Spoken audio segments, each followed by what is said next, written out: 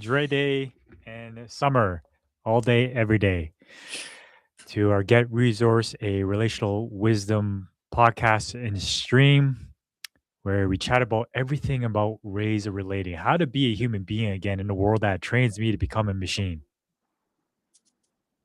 Getting resourced back to myself, to source, my creator, and to others, because life is all about relationships. And we like to open it up with what's alive in you, Summer? What's alive in me is a sense of humility, Hmm. um, curiosity. Life always shows us different people and challenges that reflect something new to us. And so I'm learning something new about myself, Hmm. and just sitting in a more quiet, reflective space with that today is Hmm. what's alive in me. Hmm. Yeah, it feels calming and calming. Hmm. How about you, Dre? What is alive in you today?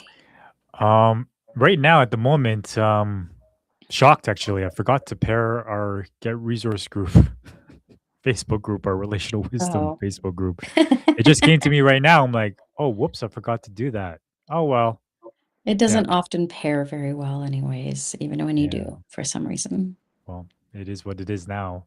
Um, Yeah. excited for the conversation today. Yeah, a lot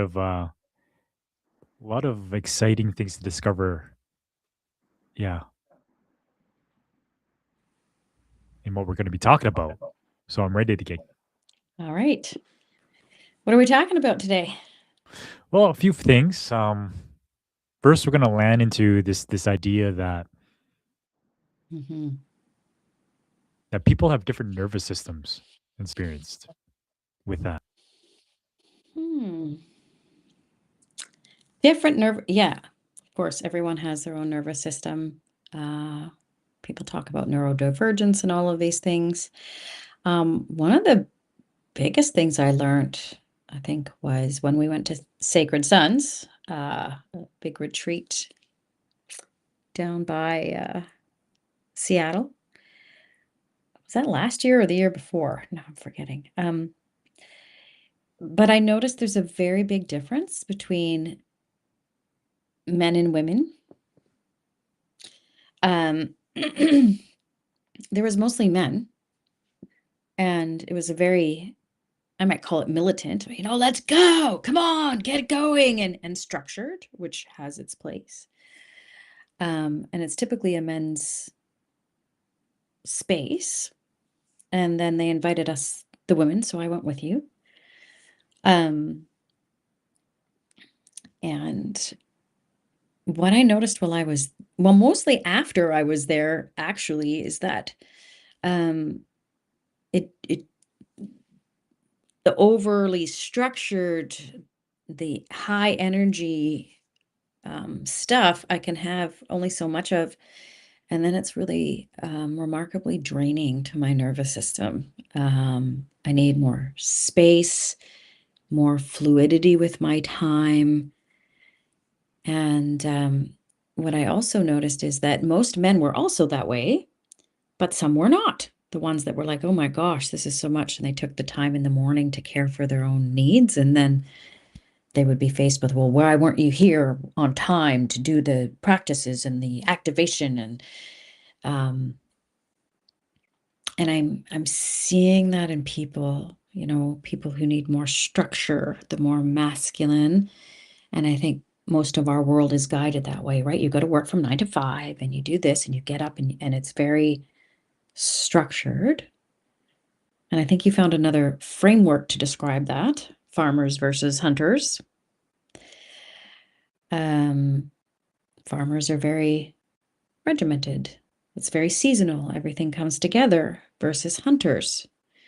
They wait. They're very quiet for a long time until there's something for them to go after.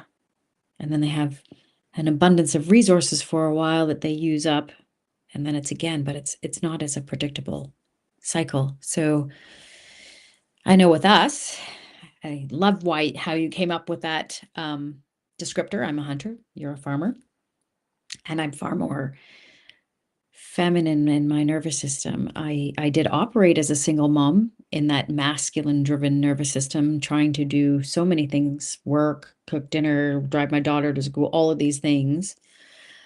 Um, but I wasn't really functioning optimally, I'd have to say, and it, wasn't good for my daughter's for children's nervous systems to be so concentrated on time and things that we're doing and have to go and the rigidity and structure of that. So I noticed that plays a role too in if people go to courses or workshops or therapy, is it a feminine container or primarily dominantly masculine and structured? And how do we create balance and also recognize what person's orientation is towards? And I think people feel like a fish out of water when we're put in one container and another, and our nervous system doesn't vibe with that. And what I've noticed for myself, I'm ADHD, not officially diagnosed, but it fit with a lot of other people and some of my clients that are.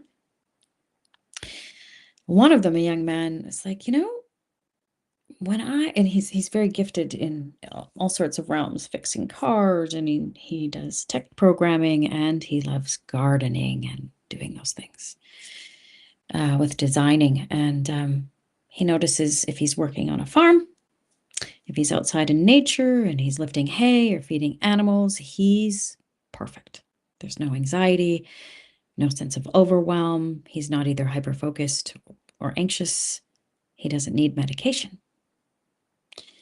But when he goes into the tech-driven places, the work where it's get this done and there's time pressure, he needs the medication to help him stay focused. And at the same time, it also drops him on the other side of that with the burnout or the fatigue that it takes from taking it. So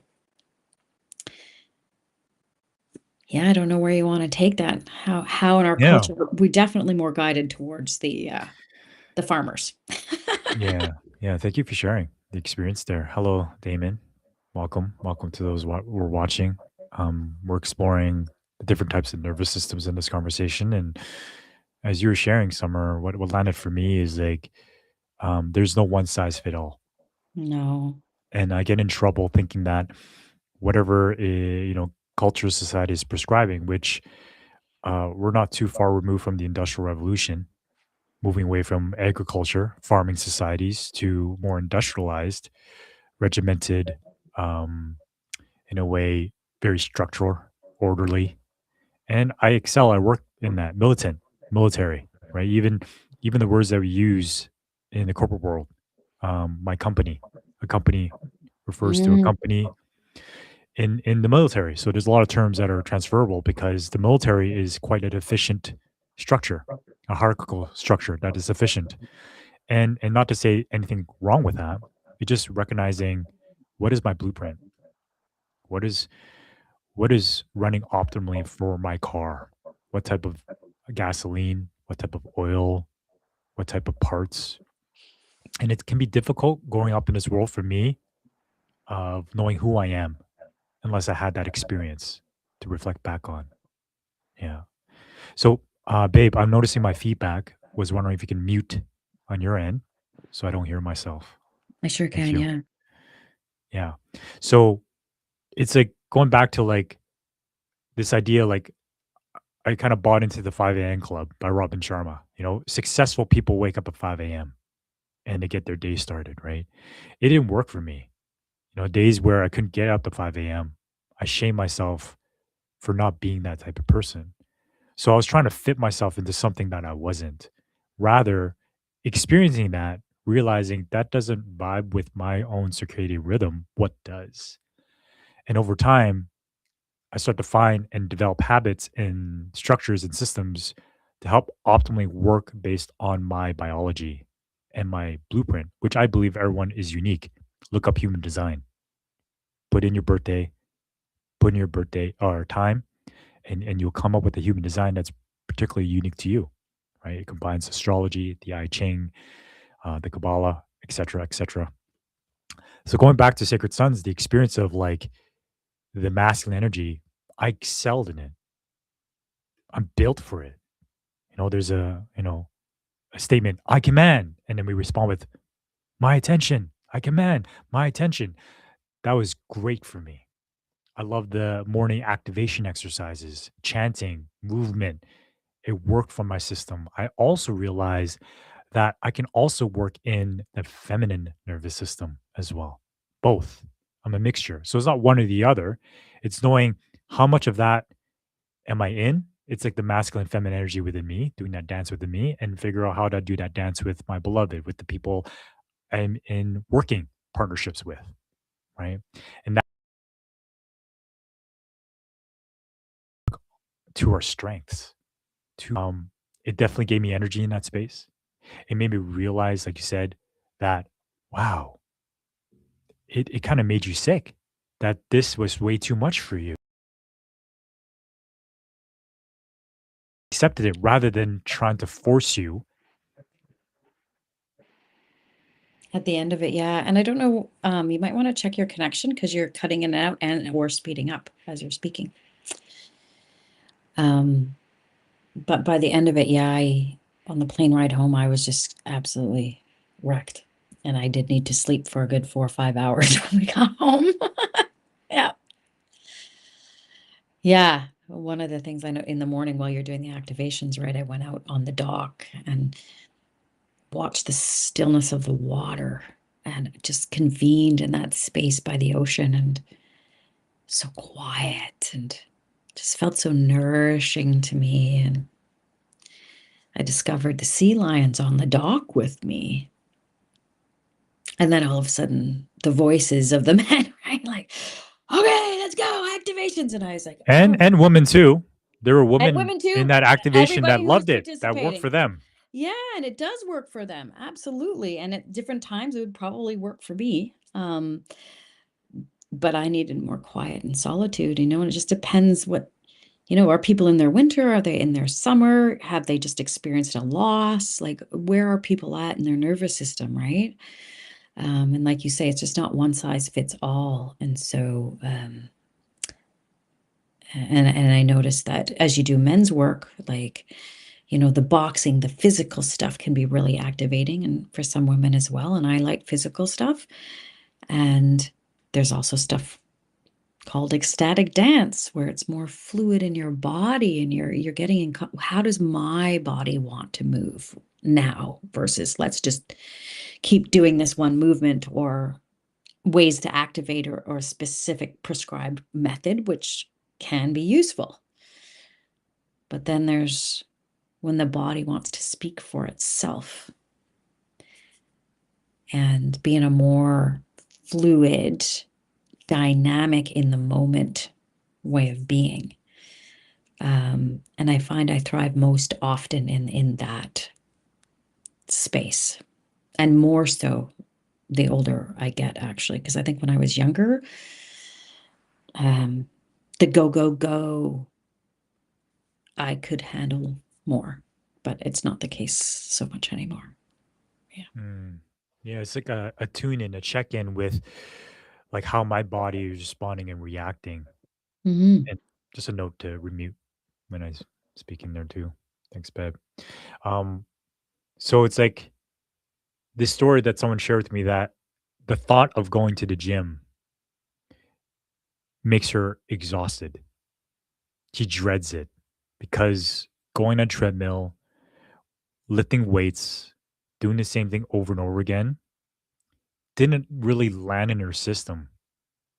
But walking outside, dancing, fluid movement served her, and that's okay, right? And for me, when I look back, I'm like, I'm down for the mundane. I don't mind lifting the same weight, increase the weight, same type of exercises, switching them around. I like consistency, predictability. I like order. I like to know what I'm doing, and I also love ecstatic dance. I love to be fluid. I love to switch things up. Just like looking at the menu and being like, I've tried that before. I know this is good, but I'm going to try something different. And so I like to acknowledge that if you're like me, we're mixed in certain different areas. And it's to kind of recognize what works for me, maybe in the particular time of day as well. Right. So I'm able to relate to both side of things, which I feel is such a strength that I'm celebrating right now. And even at the Sacred Sons, I encountered a man that's like this rah rah hoorah go energy made him exhausted, took him out. And that made me realize, wait a minute, men can also have feminine nervous systems. So nervous systems aren't tied to like biological sex at all, right? It's just knowing and checking in with yourself of like what gives you energy and what takes away. And then collecting that data to create a unique plan for yourself. Again, there's no one size fit all.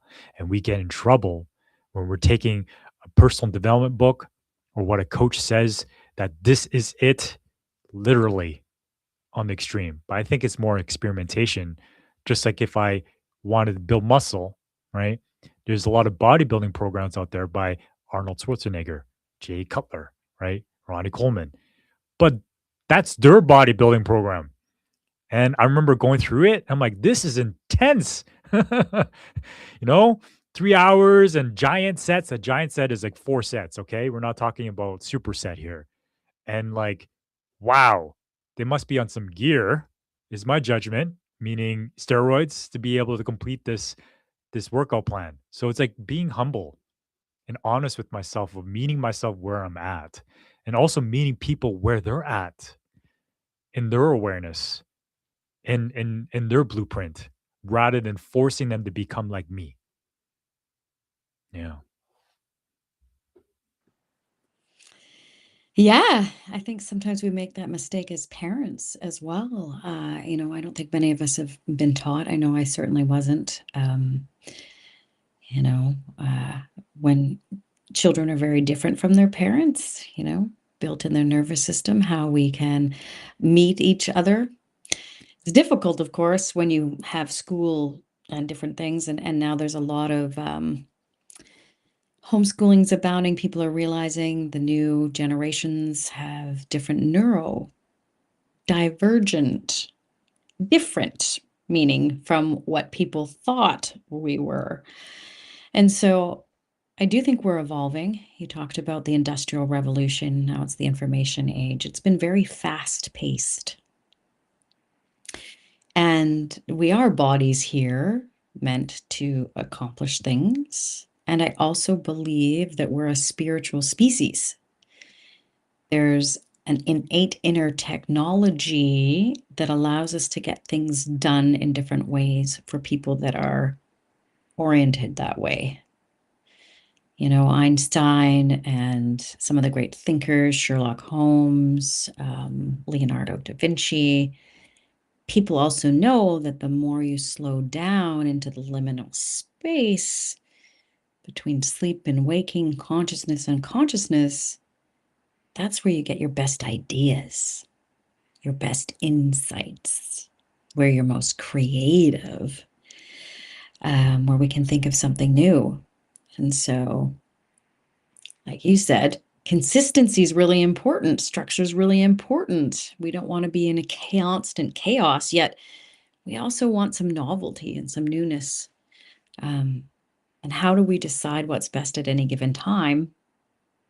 Because it's ever changing. There's nothing more consistent than change itself. It's always these conflicting, ironic things. So how do we show up consistently and meet ourselves to discover what we need in any given situation during the day, over weeks, and be able to reposition ourselves for the most life-giving scenario? How do you do it for Mm. yourself? Yeah. It's a self-mastery practice. And, Mm. building off of Kevin's question, a lot of men don't understand this. I'll classify myself as a man and with my experience, and I can interpret what you mean by that, Kevin. But I would love for some clarity of what you mean by that. Because if I were to take what you share in the chat, oh, mute, babe, just so you know there. Thank you. What lands for me is being trained to be strong, to take on everything, to not be weak. So I do more. I do more, and I got to be strong for my family. I take on things and burdens. I don't share my weakness and my burdens with you because I don't want to um, harm you and put you in pain or affect you in a negative way, right? I don't want you to feel burdened by my burdens. So I carry this until I can't carry it anymore, right? I'm not listening to myself. I'm doing what I think I was told to be so that I could be accepted by society, by you, because that's what I think you are expecting me to be, is to be strong until I collapse through a heart attack, through a divorce, through losing a job, through falling to substance abuse, through losing myself, fucking up, messing up, dropping the ball. And then I fall into a shame cycle, and let's start it all over again. Sound familiar? And you ask me, what's the practice? For me, it's the practice of creating space to be with myself. That I, growing up, wasn't trained to listen to my intelligence within my body. I was told that I shouldn't feel and that my needs were irrelevant, that my plan was based on what my parents written for me, based on what society and culture tells me I should be, so that I could be accepted and belong to the human tribe. I did that for a long time, following someone else's script. So I ignored what was happening here. How? Video games, porn, substances, alcohol, drugs. Went down that path. Been there and back. Mountain Dew. Been there and back. Now it's about cultivating inner technology. The path to self mastery is know thyself, creating presence enough for me to be with my own voices, not the voices of my family, not the voices of the news, not the voices of whatever environment I find myself in. How sovereign I am, how much autonomy do I have with the decisions I make from my own inner knowing. And that requires presence. That requires a connection to my body, of what my body is saying. So then I can pick up the cues and signs of, hey, Dre, I think you need to rest right now because you're breathing heavy. Your chest is heavy. Maybe your stomach is growling. You need some food. I think it's time for a break. As simple as that. Tuning in into the body, building that intelligence, that road, because that only makes me more effective. That only makes me, if you're a high performer like myself, it only allows you to perform at higher levels because you're not draining yourself. You're refueling along the way.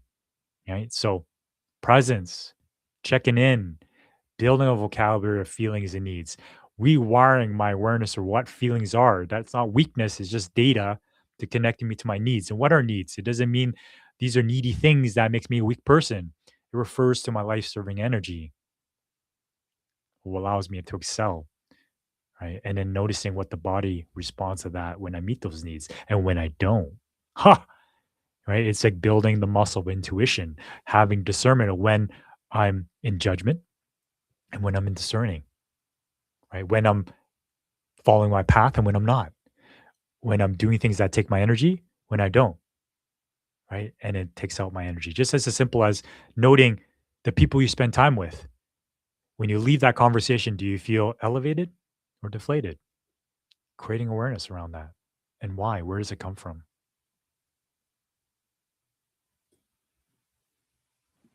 Yeah, thank you. That was a very comprehensive explanation of how you meet yourself. I think it's challenging for a lot of people, right? We haven't been taught to know the difference between, okay, am I really feeling deflated or am I judging myself and it's because I'm judging myself and shame-based that I'm deflated, that I'm feeling energy less. It's really it's hard, I find, for myself when I'm ruminating in my own head to figure out, okay, am I thinking that this is a problem, or is this a problem? You know? Because, like you said, there's some shame-based, okay, I should go to the gym. I should be able to do this. I should be able to get up and, people do this all the time. What's wrong with me? Um, but as we get to be in community, we got men's circles and women's circles, and people are starting to gather in community and actually share what's alive in them, what's going on in their body, you know, um, how they're feeling, how energy moves through them, that people go, oh, oh, wait a minute. Oh, wait, I can feel that in my own body. That's what's going on for me. And so the greatest way I've figured this out is being human with other humans. Not being in these regimented places where I'm going to push myself to achieve my goal. Like I remember in university, right? I had, what was it, 5 final exams in 3 days. Just like, you wonder why suicides are so great at the end of the final exams, right? People are like, I'm going to fail. I can't do this. My nervous system isn't brought up to do that. And we all have these false expectations that, we're built to climb the corporate ladder, and we're built to do different things. And some of us are not. And then the fear comes in, well, if I'm not built to the way that the society is built, how am I going to take care of myself? How am I going to make an income? But there's lots of creative solutions being found in the world, and that's where I often go back to. If we are one of the outliers, one of the hunters versus the farmers, one of those that they label ADHD, which I also like to label attuned to a higher dimension, a higher, well, even higher sounds very judgmental, but to a less dense dimension, to a spiritual law way of looking at things at an energetic level, and trusting what comes out of it. So if I feel tired one day, I'm like, I'm tired, I'm going to rest. I don't even think of why. I don't judge why I need to rest, even though I might have had something planned at that time that I should do. I've come into a place of going, okay, I can't do it. And as I get rest and I just allow myself without the judgments and the forcing myself, I end up going to sleep and coming up with an epiphany and an idea that makes whatever I was doing 10 times faster than had I tried to force myself through it. So I think part of this goes back to trusting that we do have an innate inner technology, that our bodies do guide us, really. Yeah. And And I'll I like to pause there. add, yeah, I Yeah. like to add that it's also an opportunity to build capacity. So, as you share that, I want to name that there's a part of me that judges that, right? As, let's say, lazy. If I don't understand your blueprint, that when you're tired, you're not as effective to push yourself through it. It actually makes you sick. It creates the exact opposite, right? Right. And why I judge that? Because I push myself through that, right? Now I have a different blueprint, a different nervous system, right? In times where I do get tired, let's say, and I need to get things done, I dig deep and I get it done. And I'm sure some of you watching this resonate with that. And when I come out of it, I feel proud. I feel happy, accomplished. I'm proud of myself. I fucking did it. And I build resilience and capacity, right? So we have different nervous systems. If I were to classify that, that's more of a masculine nervous system, a masculine nervous system of things around the house that need to get done, right? Just like for me, the garbage, the toilet paper roll, things around the cleaning. I'm just on it. If I think of something I need to do like an errand, I take care of it right away. I don't leave it as an open tab because that actually eats me away, right? And I think you refer to me at times where those little things for you takes a lot of energy for you to complete, right? Takes a lot of energy. It's as if you need some sacred space where I see you in your sacred space where You're productive when you want to be and you get things done. Boom, boom, boom, boom, boom, boom. At times when perhaps my energy is not there and you have your own free space to do what you want, when there's no pressure, there's no calendar. So I'm starting to tune in with your nervous system, right? But for my nervous system, it's like, let's just get it done. Da, da, da, da, da, da, da, da. And it doesn't drain me. It actually gives me energy when I finish the task. When the task is open, it drains me. It drains me. So it's interesting to notice those two different nervous systems in play. Yeah. Yeah, I know. I don't think Naomi's on the call today. We were talking yesterday, and she was like, "Yeah, it's just something about cleaning my house. Like some people get a lot out of it." And she's like, "No, it's just like, oh, no, I'm gonna hire someone." I realized it just, I've shamed myself enough about the perfect wife and the perfect housekeeper and what I should be doing. It's not in my it is not life-giving to me. I've tried to reframe it for myself over and over again, right? Like cleaning can be meditative. And it does feel so great after the space is cleaned, but the act of doing it, she's just like, it's just no, no, I've come to accept this is just something that I cannot and don't want to do. Um, and I think there's a sense of relief when we find our strengths. I mean, we can always learn, but we don't need to be doing everything. And this is, as we've come into partnership with the Relational Wisdom School and with Naomi, how partnerships then can, utilize the strengths. And that's sometimes where, as entrepreneurs, we're expected to do every aspect of everything. And kudos that make it work, but I think there's a lot of adrenal fatigue and burnout with that, and why in business, but also in community of a family, why there was different designations of different things. Not everybody has to do the cooking and the driving and then la la la la la. But then how do we come into a space with others that respects everyone's nervous system so we're not getting traumatized, right? With the expectations or judgments of others. How do we come into a way that creates efficiency without the regimen of what you said, like the military? The military gets shit done and they're very efficient. But maybe there's some harm happening in between there when the way they're doing it. And so how do we operate in tribes of people that allows our nervous systems to mutually benefit each other? Yeah, I think it's more about how I can be considered of another's nervous system and work with that. Let's say that there's a group of people that like the militant structured ways. Great. Take care of these jobs, take care of the village and build these things. Others are more fluid. Maybe take care of the creative workshops or the gatherings or whatever. Different roles for different people, right? Rather than, you know, trying to get everybody to fit into this particular plan or this structure. I think that's where we get in trouble, right? One size fit all? No, not really. And so I find strength in having structure and order and being disciplined and consistency. My nervous system gets served by that. I'm run by that. Even going to human design, pure generator style. Let's go. Let's get shit done. Right.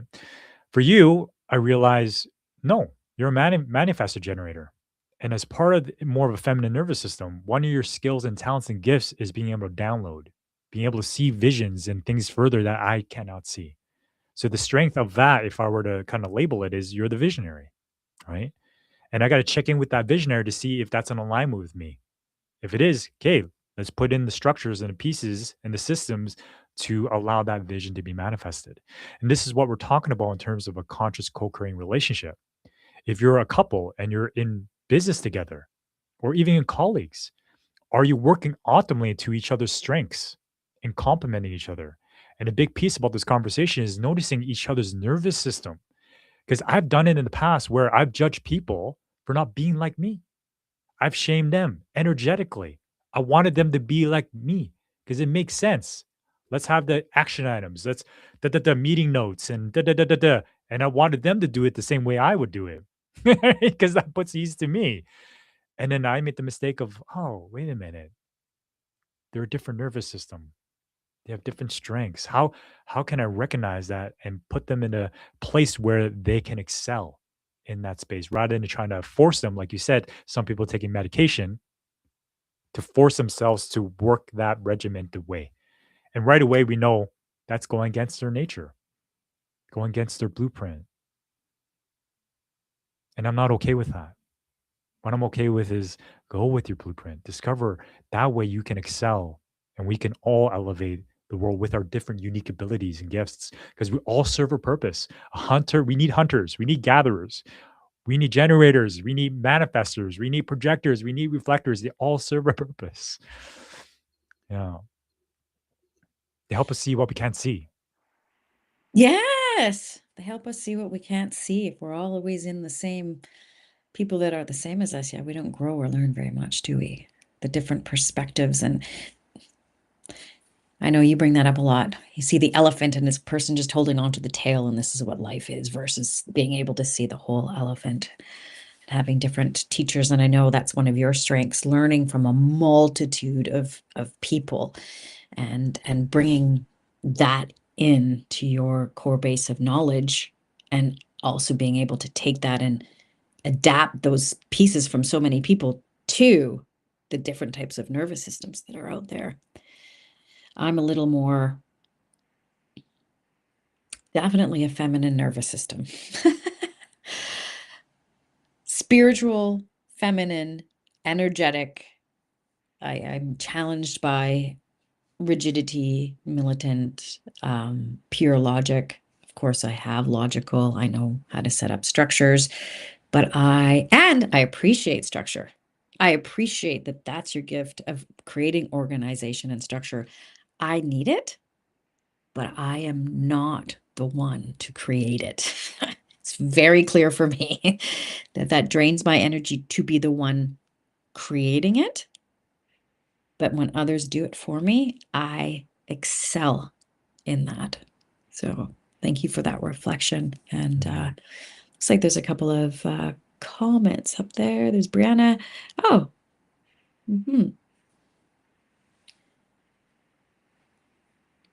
what's that one Yeah. there? Source Oh, from within, intelligence, strength, presence, trust. So grateful for you both. Thanks, Brianna. And Naomi's with us listening. hey. I felt my body relax at the idea of a tribe where different nervous systems take different roles and honored and supported in that. Yes. Yes. To care for you and your strengths. Like that's such a beautiful place rather than being judged for not being what society wants me to be. Oh, right. So it goes back to being myself and being able to belong. And just a note to mute, babe. I'm hearing myself. Yeah. And I want to speak to this idea of like, yeah, knowing what my strengths are is being able to um, blend.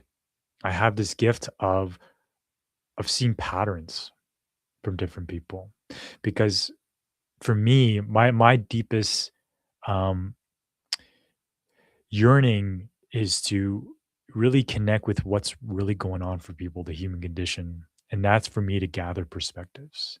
I love the idea of like peace on earth exists when we can accept each other despite our differences. I'm working on that. I haven't arrived. I'm working on acceptance. Though I want to gather as many perspectives. That's why I love to travel. I love experiencing different cultures. Because then I see the patterns of, let's say, the Chinese have different values than the Lebanese. Maybe these are different, but these are the same. And so I'm a bridge, I'm a connector to bring people to, you know what? At the end of the day, we're the same. We're just doing things differently. And that's okay. That's okay. Lebanese food, Italian food, Japanese food. Oh, I love them all. Thank you. Imagine if it was just like chicken pie all across the board. You know, oh no, I think I'll get sick of it. Won't you? Oh, for sure. I love Indian food, Chinese food. Yeah, all the different flavors are Different just ingredients. amazing. Yeah.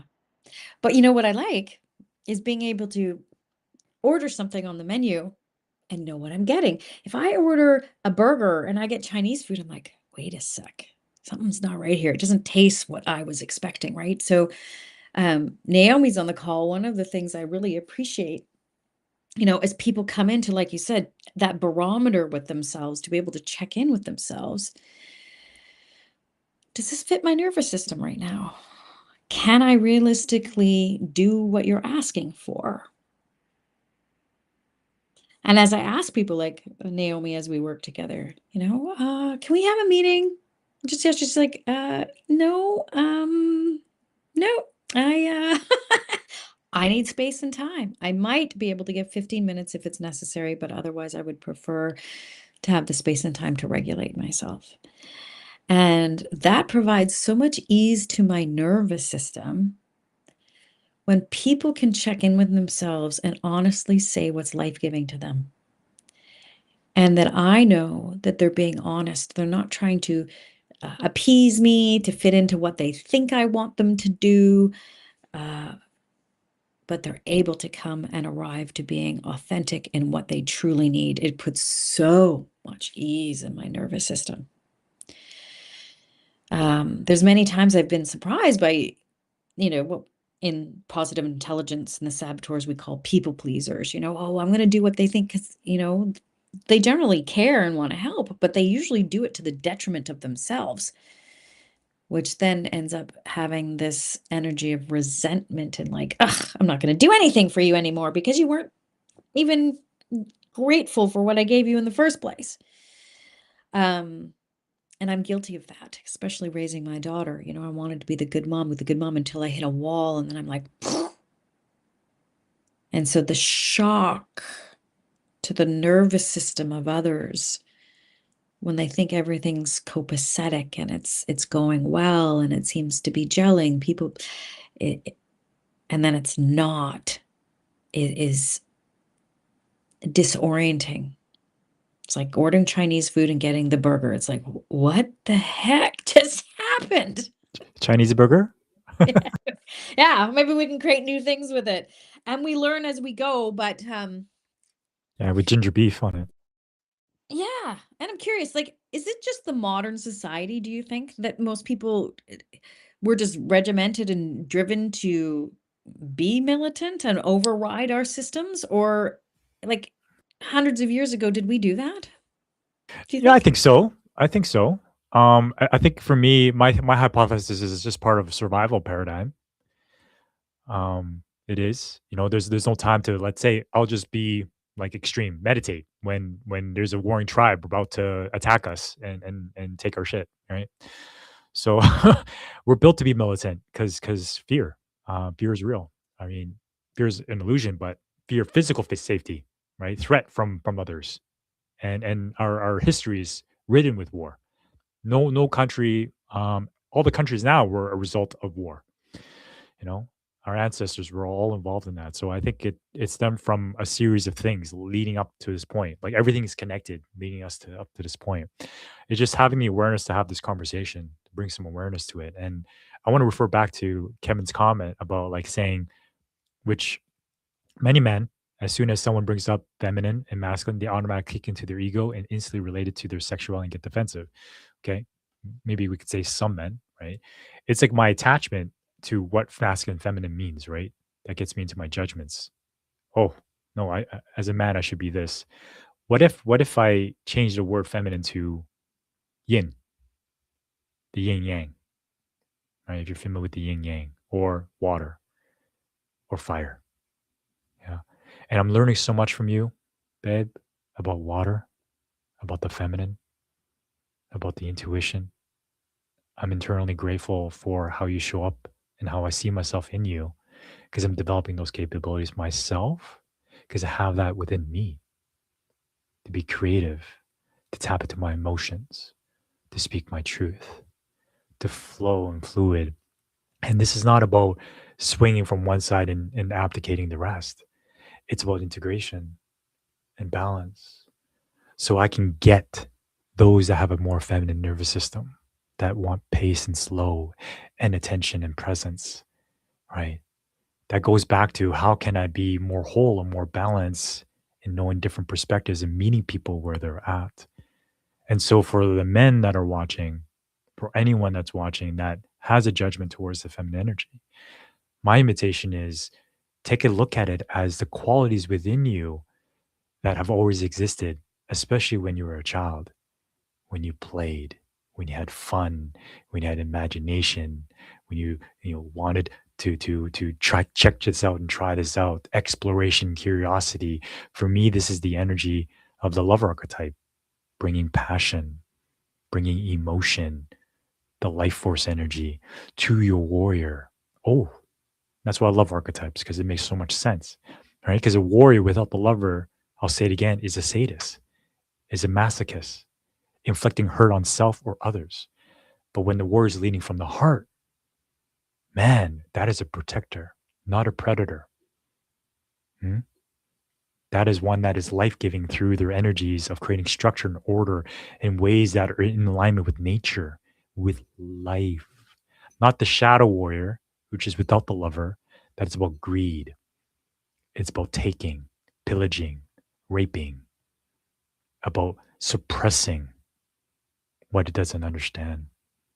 And so for us to find peace on earth is for us to do our inner work and reconciling.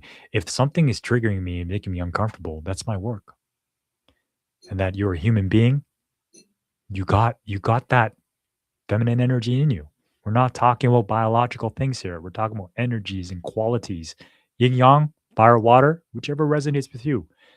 And if you want to be more effective, more whole, and more happy with yourself, that's my invitation is to take a look at that stuff.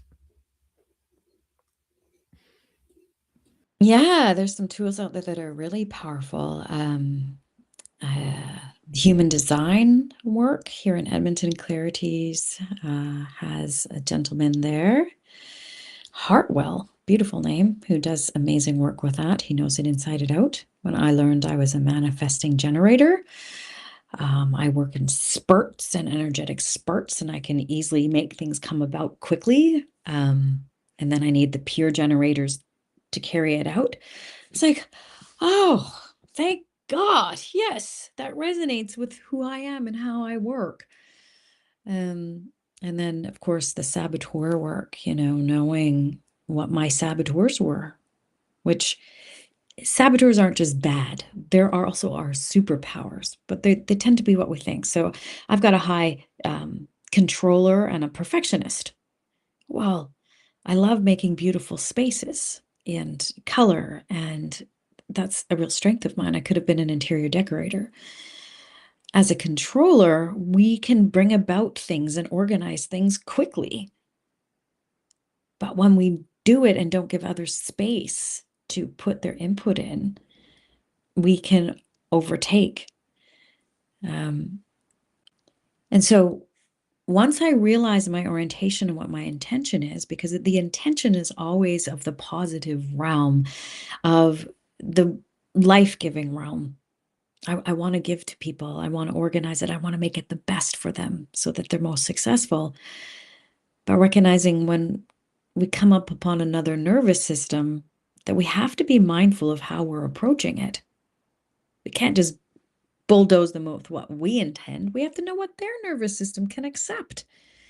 And that's where, the term boundaries comes up with, and it's not just our boundary. It's, oh, there's another field that I'm meeting here.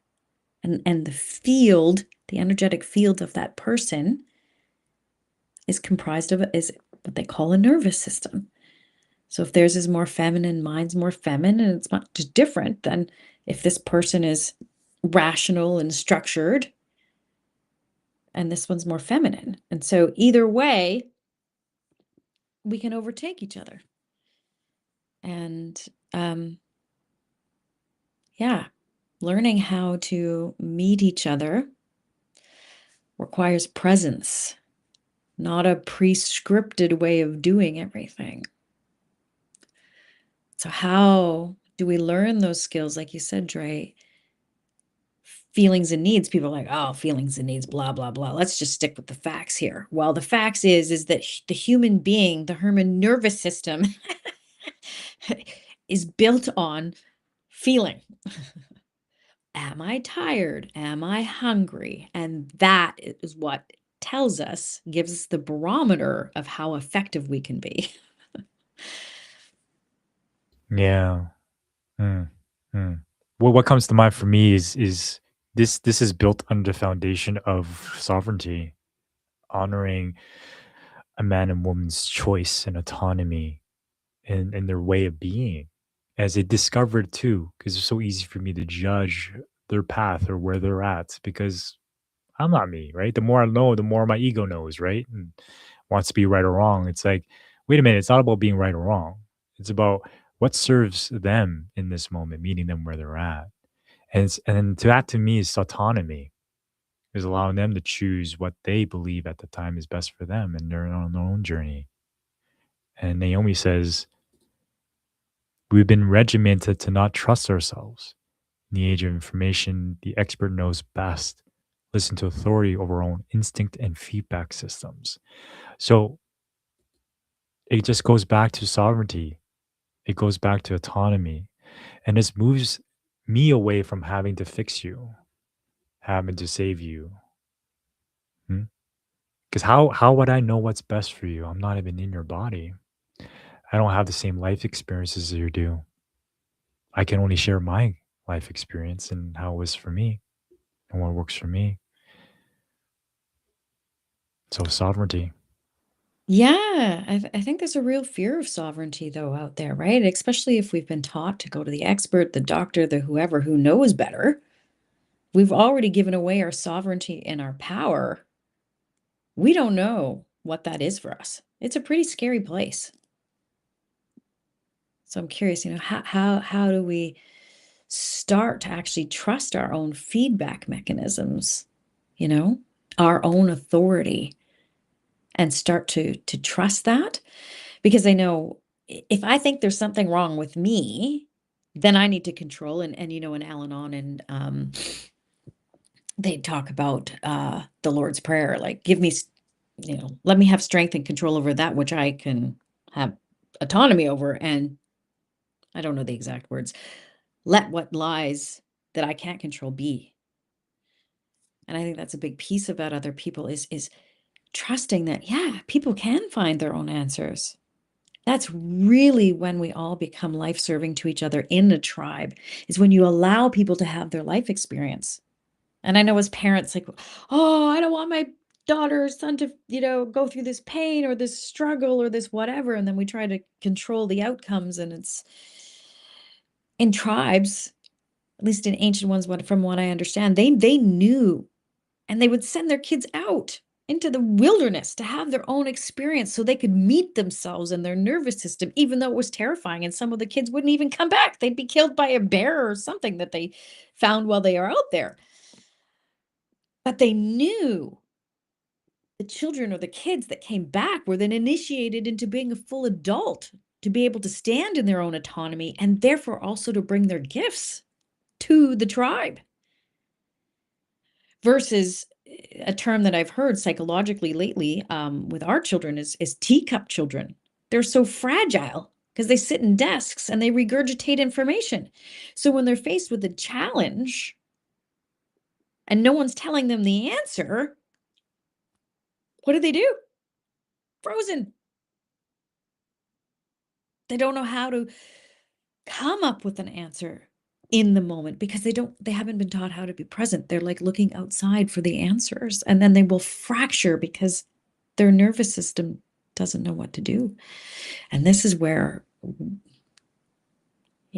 there's all sorts of drugs out there for people to stay still in their desk. They're considered overactive versus, you know what?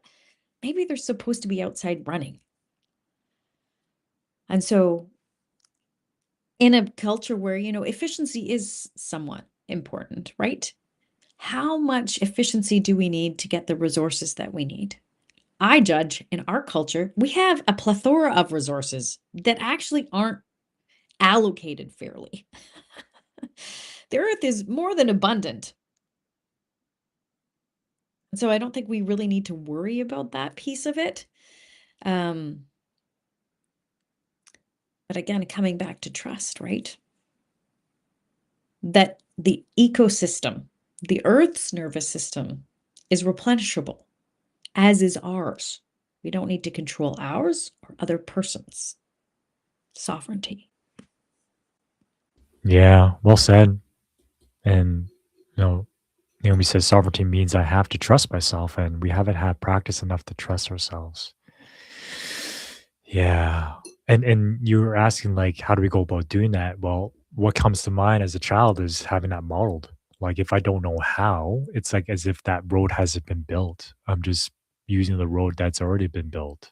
And so I freeze and I shut down, right? But if I can see my parents model or someone I can see model that for me, I'm like, I can point to it. I can copy it. I can mimic it and try it out for myself what that looks like, how that feels like. Yeah. Yeah, I mean, that's the most important part of childhood, right? Is you're around someone intensely enough. You don't even learn, children don't learn through the head. Adults go to school and they're learning intellectually through their mental capacities. Um, I mean, children's brain waves are much different at the age and they can absorb more information. But as adults, we learn that way also. As we drop into feeling and observing, there's this resonance that happens in the body. It bypasses the intellect and the verbal knowledge and just goes into pure energetic experience and our inner technology that just knows. And this is where, again, like you say, or the saying's been around a while, I don't know who or where it comes from, but it takes a village to raise a child. If we have been raised on one road, how do we know to take another road unless someone shows us? And again, it takes a village also to heal an adult that wasn't raised in the village, that has any healthy capacity, as Naomi says, to trust our own sovereignty, that we have direct connection to life-serving energy. We don't have to have other people tell us life-serving energy runs through our own body. My mom was a nurse, and we just had a friend pass of a heart attack. And Chris, who used to be here so often, and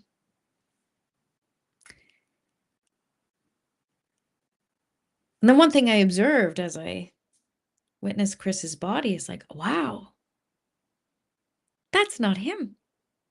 It's just a shell. It's this physical thing that was enlivened by a spirit, by energy. If people want, the EKGs and the MRIs, the electromagnetic energy fields that enlivened our body and make our heart pump. There's an energy in there. And it's a different type of nervous system that we meet. And I think maybe sovereignty also comes along, and trust comes with the sacredness that that's the truth. And as we treat our presence here in a more sacred way, in a more honoring way for ourselves and others, there's just so much less violence in terms of physical, mental, and emotional subjugation of what we think we should be. We just are. And I think that goes back to like Eckhart Tolle's book, The Power of Now. What am I noticing now? And as we notice what we're living now, it connects us to the past.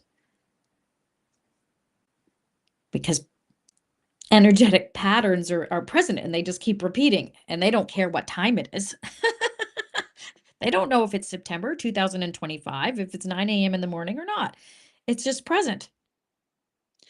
And so this is how we can also connect, we were talking about the information age, the industrial age, and like you said, Andre, everything that ever was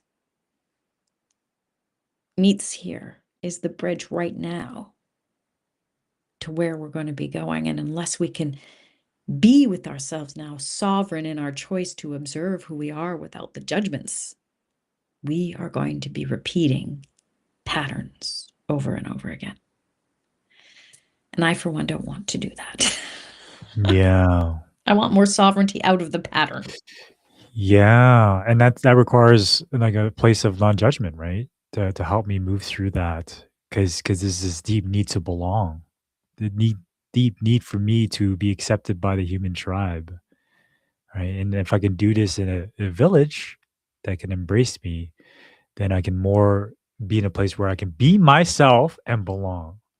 Because not only that it takes a village to raise a child, if the village or if the child isn't embraced by the village, it'll burn it down to feel its warmth. Say that again. If a child isn't embraced by the village, it'll burn it down to feel its warmth. And that relates to what's going on in the world right now. Yeah, there's a lot of burning going now. I just want to acknowledge Fiona. Hope your surgery went well and you're feeling better. Nice to see you here. I know Fiona just did a story about anger and maybe burning that down, right? And sometimes we look at rebellious children or people and oh no, it's terrible. It's terrible. Well, they're actually asking for sovereignty, right? If someone hasn't been accepted, honored, validated, of course we're going to burn it down. It makes no sense. We're all gifts of God. We're all children of God. We're all of that. Source can hold all of it. It's only people that judge and that do not. And so I celebrate a little bit of the obnoxiousness going down, the burning, the whatever.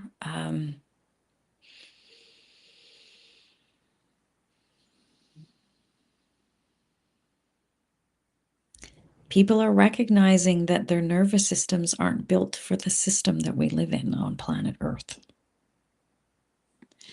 And the more we can tune into that and start adjusting, the less burning we're going to see. The more acceptance, the more validation, the more openness we have,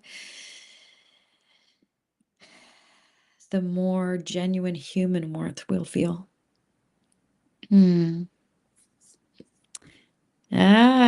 Fiona says, yep, burning that shit down. And I know my daughter once said, yeah, no, that old version of me is no longer here. And I'm standing in my sovereignty and truth. And I think we need some of that warrior energy. It's Yeah. fueled by love. Like you said, you can become what did you call it? A warrior without the lover energy is A sadist, a masochist.